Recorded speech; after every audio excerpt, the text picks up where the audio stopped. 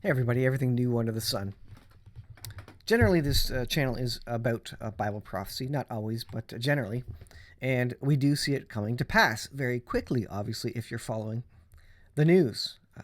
Gog and Magog, which I think there's good evidence that points to Russia being at least a large player in the Gog Magog scenario, Ezekiel 38, 39.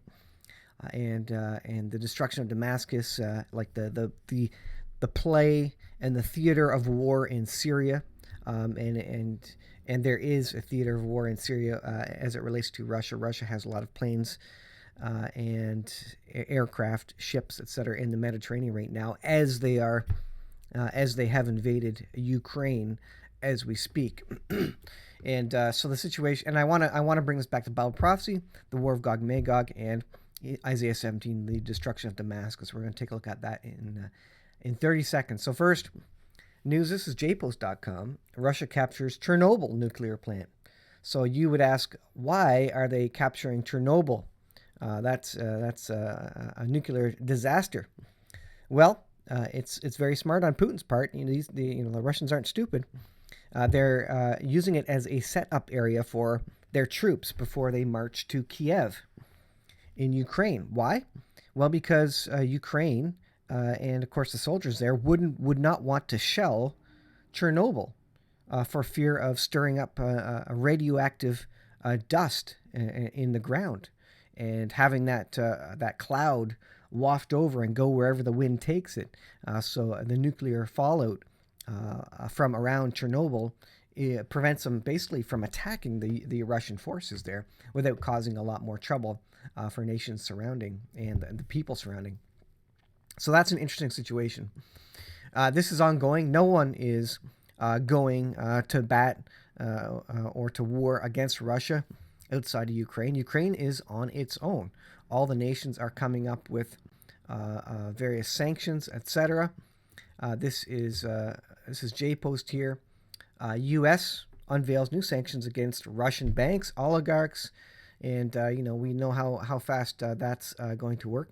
Russian police detain thousands of anti-war, pro-Ukraine protesters. So again, almost sounds like Canada there arresting protesters, but that's what happens in communist societies.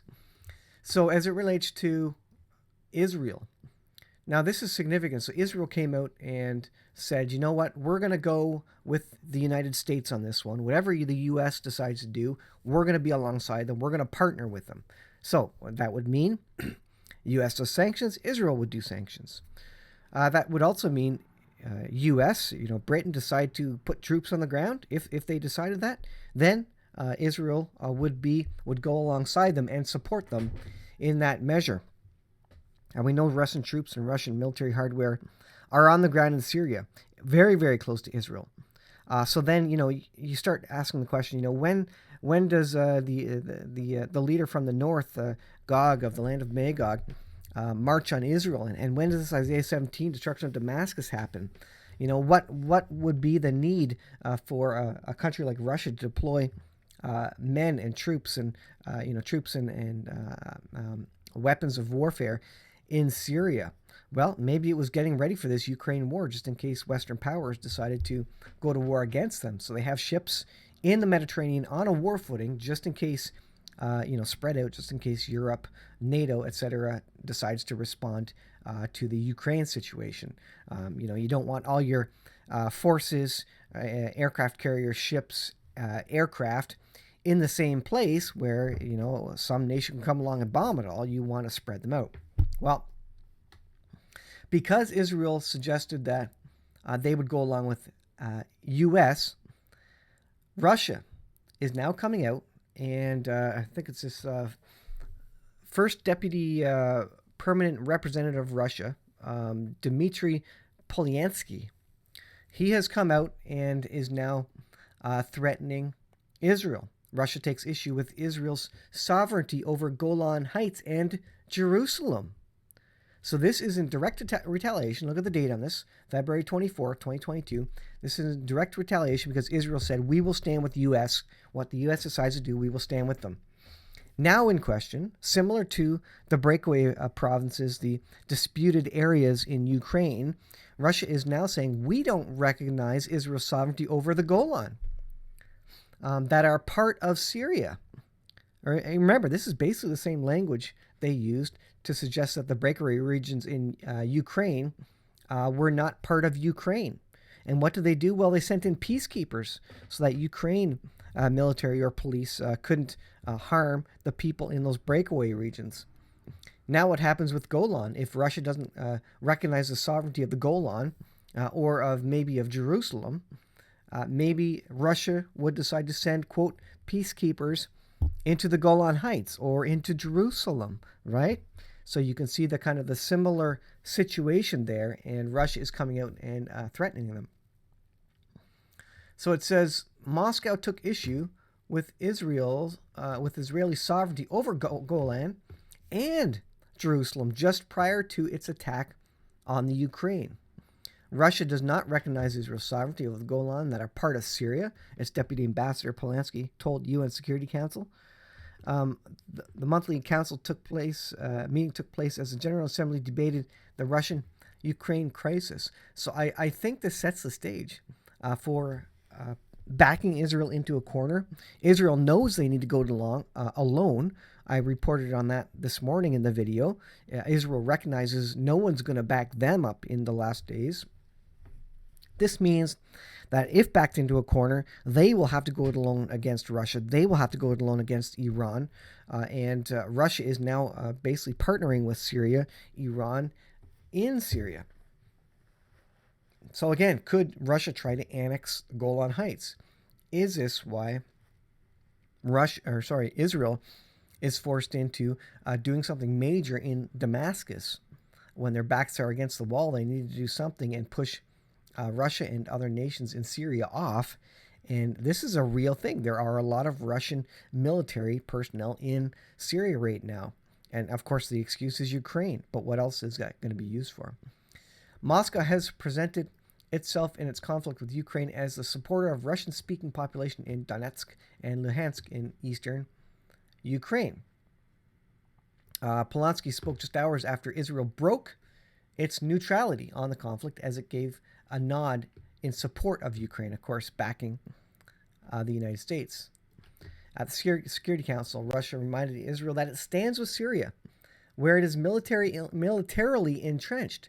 Regarding Damascus, Damascus' demand that Israel returns the Golan, which the IDF captured. Russia is now saying, return the Golan Heights, Israel, or Russia will stand with Syria and maybe take it back, maybe, quote, annex it, just like Crimea and now just like Ukraine. Maybe they'll send peacekeepers in. Israel annexed the Golan in 1981, but to date, the United States is the only country that recognizes that sovereignty. In December, the cabinet approved NIS $1 billion plan to increase Israel's population on the Golan, including through the creation of 2 new towns. Polanski recalled that decision when he said that Russia was concerned over Tel Aviv's plans for expanding settlement activity in the occupied Golan.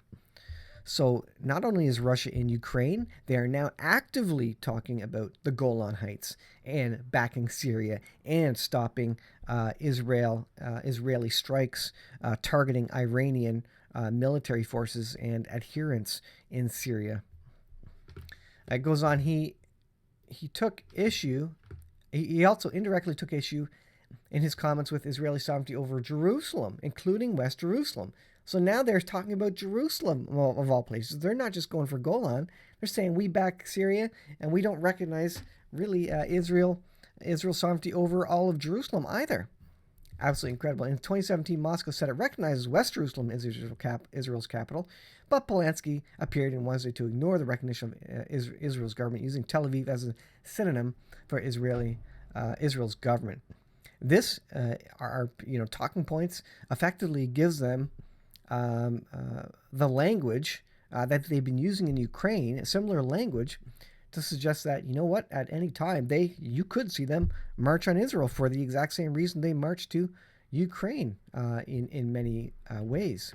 If they don't recognize the sovereignty, if they don't recognize the leadership of a certain area, a certain zone of land, then they will send, quote, peacekeepers in to take that, to hold that, or to keep the peace for whomever the rightful owner is. Of course, at the same time, they want to stop Israel. They want to back up Bashar Assad in Syria, and they're partnered with Iran. This is pretty interesting information coming out of Israel. It all connects to Israel. Everything, really, in one way or another, connects back to Israel. And could this be part of the next plan? While they're battling in Ukraine and no one is going against them, U.S. is not standing up against them. Could there also be some sort of military incident in Syria, a trigger point? And their military are ready to go for any sort of event, ready to go at a moment's notice. They're on alert. So if Israel does anything that they don't like, they can march in and take over the Golan, set up their peacekeepers in Syria, etc. So incredible times, guys. This is right out of J-Post. Watch Israel, watch Russia. Watch these nations from the north and the buildup of forces in Syria. It was not even watching the buildup. They're already there. The buildup already happened. There was significant war exercises going on. So, folks, I'll leave it there. It's something for you to think about. Israel, Syria, as someone always said, watch Syria in terms of Bible prophecy. Always watch Syria. What happens there is going to dictate what happens in the rest of the Middle East. So I'll leave it there. Thanks for watching. Watch out for Isaiah 17 fulfillment, which is the destruction of Damascus when Israel is pushed into a corner. We'll see you in the next video.